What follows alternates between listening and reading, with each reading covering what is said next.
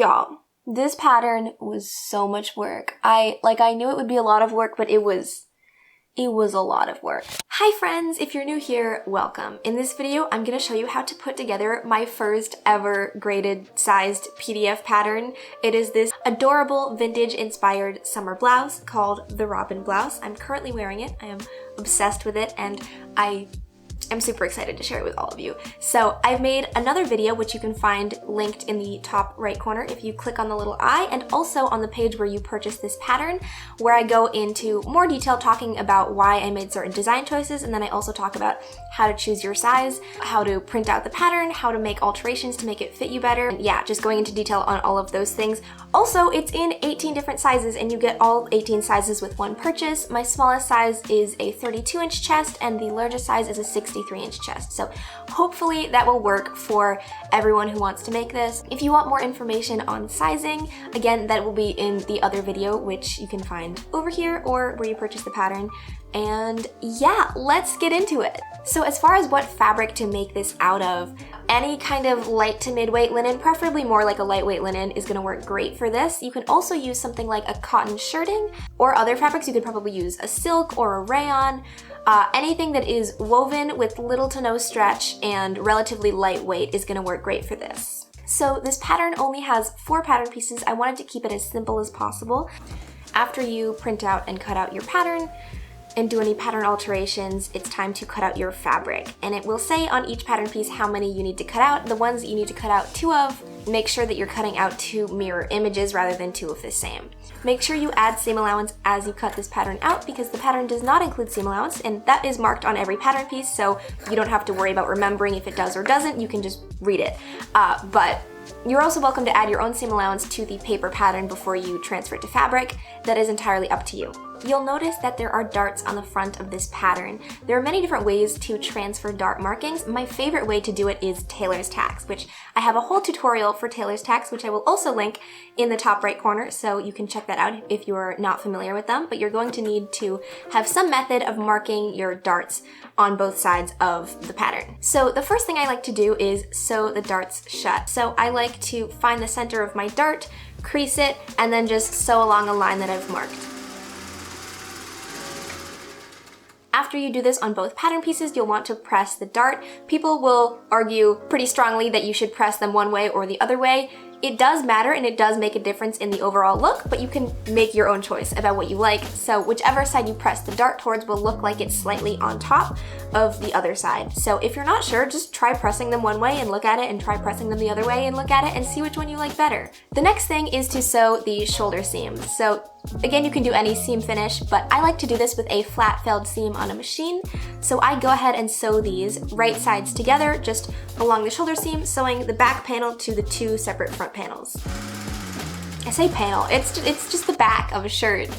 But yeah, you sew it and then press the seam, and then I trim down the seam allowance on the back side and then take the seam allowance from the front side and fold it up and over and then machine sew over that. And I really love this seam finish for this specific seam because I feel like it creates a really strong, really flat seam that both reinforces the shoulder and looks clean. So that's why I love it, but you're of course welcome to do any seam finish you would like here. The next thing is to stay stitch the neckline. So just starting from one end of the facing and sew all the way around to the other end, just to keep the neckline from stretching. If you're working with a fabric that is really flimsy and doesn't hold shape at all, you may want to also stay stitch around the collar pieces, specifically the part that's going to be attached to the neckline. So that's the part that goes up and then it's straight and it comes up a little bit again. This is not necessary on most fabrics. On a linen like this, it's not really necessary, but I made one out of something that's more like a linen rayon blend, and that was a little bit too flexible. So if you're working with a very flexible fabric, stay stitch the collar as well. If not, you can just leave it. Next, we are going to start preparing the collar. So to do that, we're going to sew the 2 collar pieces right sides together along 3 sides. And that is the short side, the side that kind of comes up in the middle, and then the other short side. Sewing up, pivoting at the corner, going around the curve slightly, and then pivoting at the corner and coming down.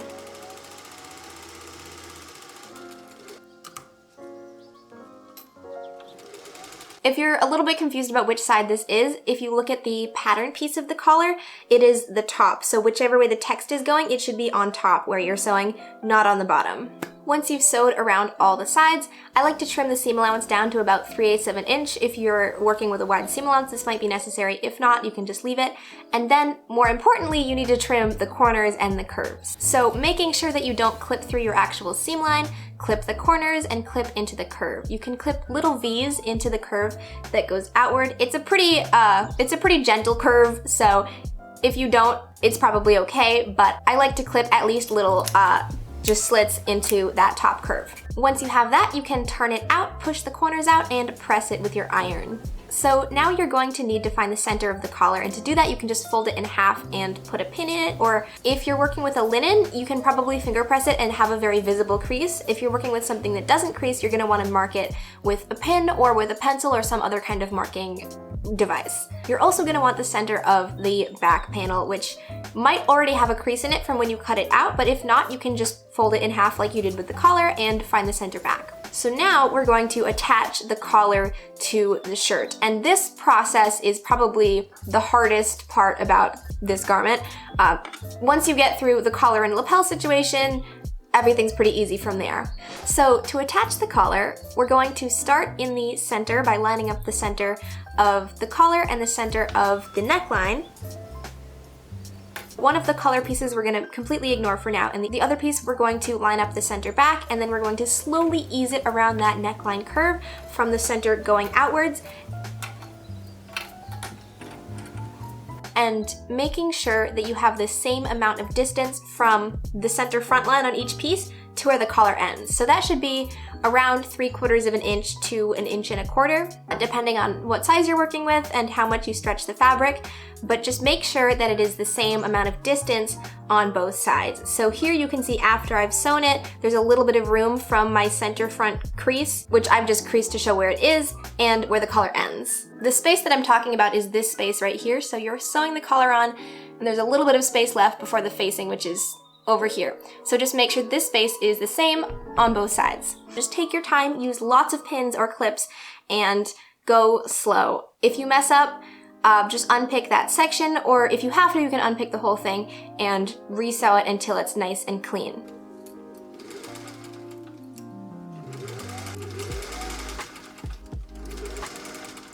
And we are sewing this right sides together. The collar now doesn't have a front and back because they're the same, but it will. But you're sewing a right side of the collar to the right side of the shirt. So now you should have something that looks kind of like this, with one edge of the collar sewn onto the neckline, and then the rest of the facing is just sticking out. So you're going to fold the front piece along that center front line so that the facing neckline edge lines up with the neckline edge of the front. This terminology might be confusing because the facing is attached to the front the way that I've patterned it, but you can hopefully see here, you're folding the front piece in half along the center front line, and the neckline should kind of line up to where the neckline was on the other side. So now you're going to sew this bit right here. So to do that, you're going to sew from the center front to where the collar starts, and make sure that you do not sew through the collar here. You want to be only catching that front piece of fabric and not catching any other piece of fabric. So it's a very short seam. Make sure that you are back stitching on both sides, or lock stitching, or otherwise tying off your stitches. Once you have that, I can give you a little preview of, if you turn it inside out, you can start to see that this lapel and collar is forming, but the rest of the facing is still kind of flopping around, so we need to deal with that. So I'm going to flip it back around to have it wrong side out, and we're going to line up the edge of the facing with the other side of the collar. So this is going to kind of mirror the seam connecting the body to the collar, except it is with the edge of the facing neckline and the part of the collar we haven't sewn yet.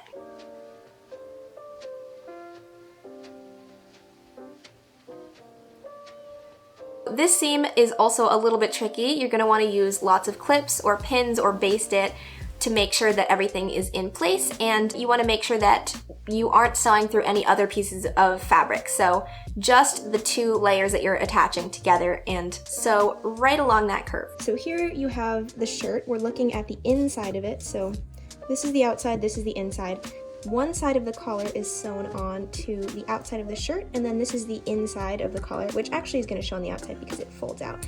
But this is the inside, and then right now I have here it's sewn, and then this is that little part that we sewed the facing to itself, to the front piece, and then the rest of this curve is now clipped to the inside of the collar. So hopefully you can see that. The inside of the collar is clipped to this part, and I'm really making sure that this corner is all laying nice and flat on both sides, and then we're going to sew from here to there. And this stitching line is just the stay stitching line, so I'm going to stitch right over it a tiny bit on the outside so the stay stitching doesn't show. And for this seam line, you want to make sure that you are not catching any of the collar and any of the seam allowances, so actually I have to move this seam allowance. There we go. So it's going to be a little tricky to start, but make sure you're only getting this side of the collar and the facing and none of these seam allowances. Just sewing from here along this edge to there. And this edge you probably want to finish either by folding it under and hand sewing it later, or you can serge or overlock this edge. So once you sew that seam, if you go ahead and flip that lapel point back out, you can see that it should be fully finished on both the inside and the outside and looks something like this. I did finger press this bit before showing it in the clip, so it's probably not going to look as clean when you first turn it, but you should be able to kind of flatten it out and see that it looks like this. Now we have to finish off the collar and the facings. So to do that, you're going to first press under the facings, whatever your seam allowance was, all the way from the bottom, all the way from the hem up to here. So in order to finish off this whole area, I like to press these edges on the front open. Because I'm working with linen, I can just kind of finger press it and clip the curves as necessary, but you may want to actually press this with an iron if you're working with a fabric that doesn't finger press as well. But you'll notice if you press all of those edges open, as you continue to the center back, you're gonna have some weird raw edges sticking out. Here you can kind of see that in order to switch from having all of these seams pressed open to having the seam allowance tucked up into the collar, the seam allowance needs to switch sides. So in order to do that, we need to clip into the seam allowance. So I like to do it right along the shoulder seam. Try to clip as little as you can to preserve the strength of the seam, but you do need to clip nearly all the way to the seam line or else it'll be kind of bulky.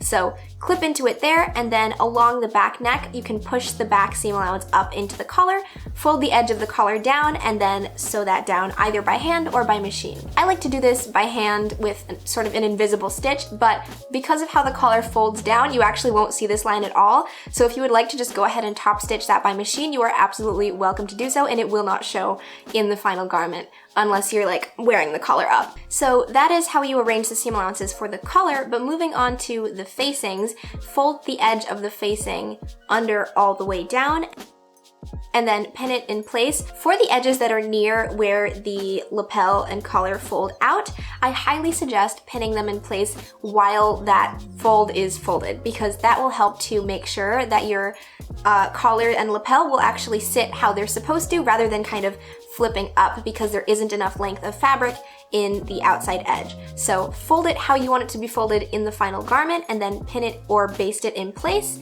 before you sew it down.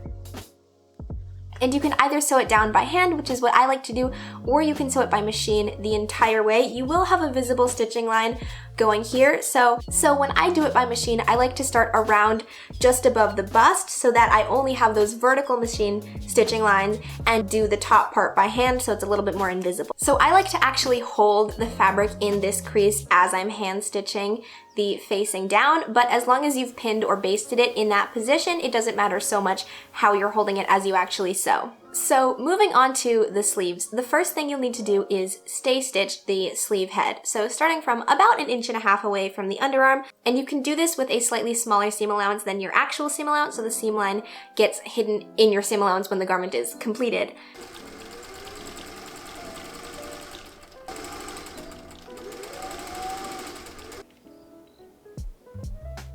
This is not super necessary on all of the sizes. It will be on some, and depending on the pattern alterations that you do, for example, I brought the shoulders out, so I have a little bit of a smaller arm side to fit the sleeve into. I definitely need this seam line. But if you're making this without any alterations, there's a chance you might not need it, but it's super quick to do, so you might as well do it. So then to ease the sleeve into the arm side, there should be a little marking on the back side of the sleeve, so make sure that that is facing towards the back of the garment. I like to start from the underarm and ease my way into the center. So I use clips and I just clip both ends and then slowly work my way, trying to ease the fabric as much as I can so that it won't wrinkle or pucker.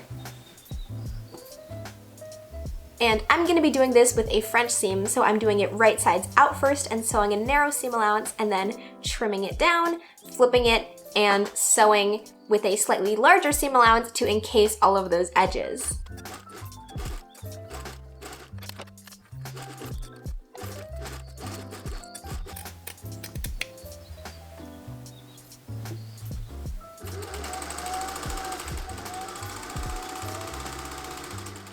Again, this is one of those seams that you probably want to take your time and use lots of pins or clips or base to really make sure that it is well eased in.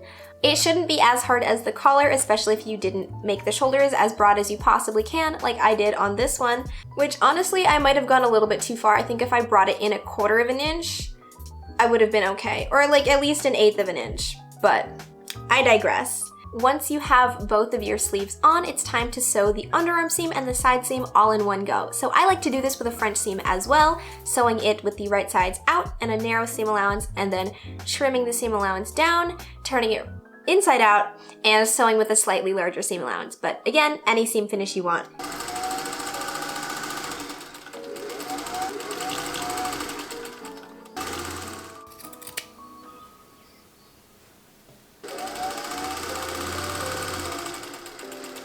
To hem the bottom of the shirt, I recommend doing pretty much as small of a hem as you can because there are some really tight curves in the front. So I like to turn it up 1/4 of an inch and sew all the way around, and then turn it up 1/4 of an inch again and sew again. And doing this in 2 steps helps to really make it easier to get around those curves. You can also hem it by hand with pretty much any small hem, either a rolled hem or a double fold hem. To hem the sleeves, you're going to turn the hem up however much seam allowance you've added, and then turn it up 1/2 inch and 3/8.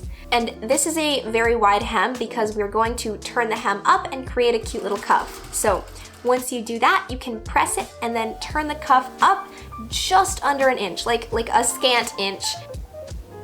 So now all that's left is finishings. So to finish the cuffs, you need to tack them up in 2 places, or you could do more, but I like to do 2, one at the top right here and one at the underarm. So you can do this however you want. You could just go back and forth with a little machine stitch, but what I like to do is make it just a little bit decorative and use some matching embroidery floss, or you could even use contrasting embroidery floss if you wanted to. If you wanted to go ahead and like embroider a cute little flower or something, that would be wonderful. You could also try to do it kind of invisible on the inside by hand, but I really like having that little bit of visible kind of decoration. And the only thing left is to do the buttons and buttonholes. And you might notice that I have not created button markings on the pattern, and that's just because I think it's going to be a little bit different for everyone. So I wanted to just give instructions on how to find your own placement for the buttons. So to do that, you can put the shirt on. It should basically be a finished garment at this point, and take a pin and pin it right at the neckline where you want it to start. And you can just try a few things and see what you like.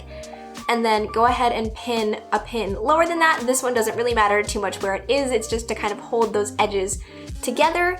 And then the bottom pin is going to be where your bottom button is. So I like to put it about 1 inch above my natural waist, but depending on how you want to tie this shirt, you can put it either like 1.5 inches above your natural waist, or you can put it at your natural waist.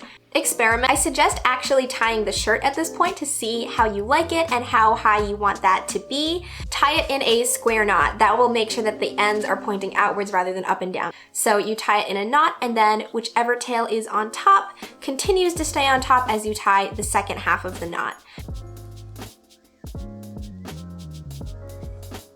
If you do it the other way and you put it on the bottom, that is when you get these vertical tails. So do a little square knot and look at it in the mirror, play around and see what height you want the first button to be and what height you want the last button to be. And also you want to think about how many buttons you want in the middle. The number of buttons that you do is entirely up to you. There shouldn't be a ton of tension along the front of the shirt, so you shouldn't need to put them super close together. On one of my shirts I did 3, on this one I did 4. You're welcome to do any number, 5, 6, 7, 8. Just see what you want aesthetically and what you're gonna need for your shirt to stay closed. Figure out the first and last, and then you can evenly space markings between that and do your buttons and buttonholes.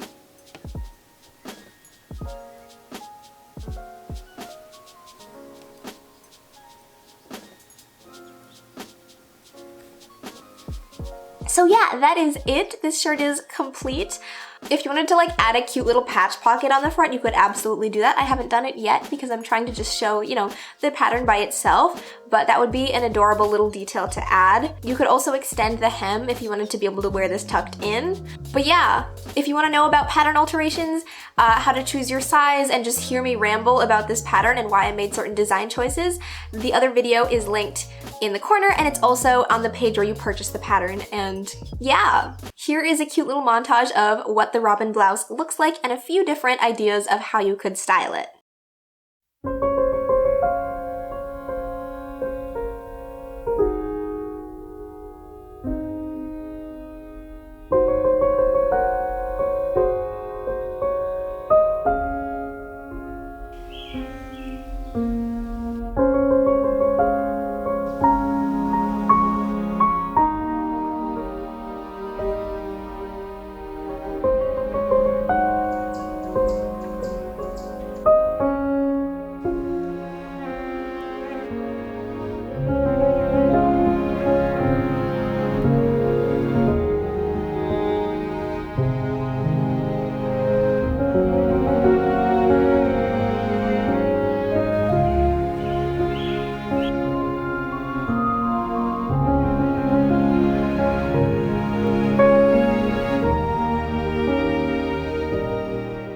If you make one, please tag me on Instagram or send it to me or use hashtag Robin Blouse. I would absolutely love to see the things that you all create with this pattern. Also, you can get it for cheaper if you become a member of my Ko-fi page. Bye!